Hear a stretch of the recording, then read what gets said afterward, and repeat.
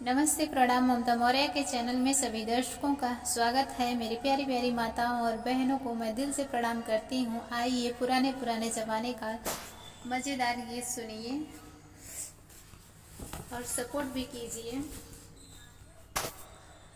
ऐरा बोए पैरा बोए देवर के बियाह के ननदी के गावन दिए हो।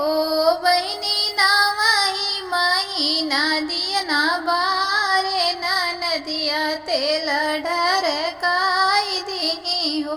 बहनी ना वही महीना दिया ना भारे ननदिया तेल ढरकाई दी हो।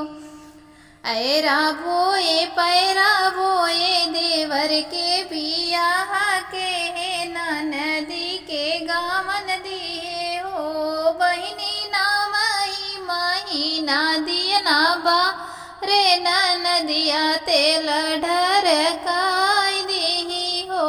बहिनी ना वही महीना दिया ना बा रे ननदिया तेल ढरकाई दी हो।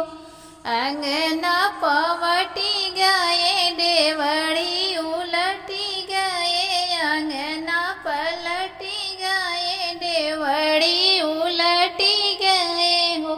बहनी दुआरे पे चले लागी ने आवा।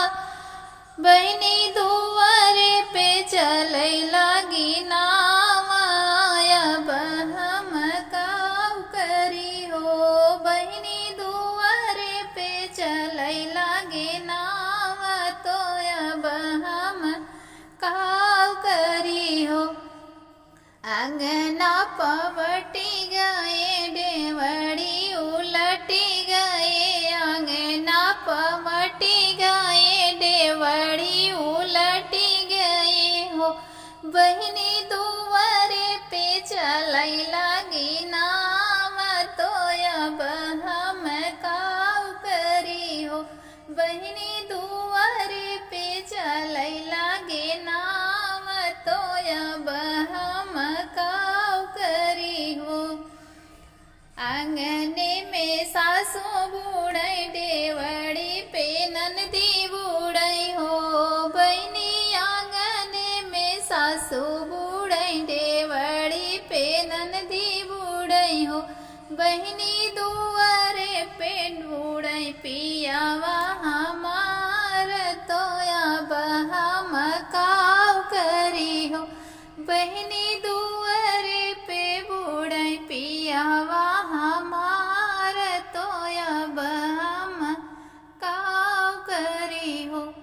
आंगने में सासू बूढ़ई दुआ डेवड़ी पे ननदी बूढ़ई हो। बहनी दुआरे पे बूढ़ई पियावा हमार तो अब हम काऊ करी हो। बहनी दुआरे पे बूढ़ई पियावा हमार तो अब हम काऊ करी हो। धोती धई के बान ली है औरो खोटी आयली है। धोती धई के बान ली है औरो खोटी आयली हो। बहनी कूदी गए मंजाहीदार तो अब हम काऊ करी हो। धोती धई के बान ली है औरो लगी आयली है औरो लगी आयली है हो। बहनी कूदी गए बीच मंझे धार तो अब हम काऊ करी हो। बहनी कूदी गए बीच मंझे धार तो अब हम काऊ करी हो।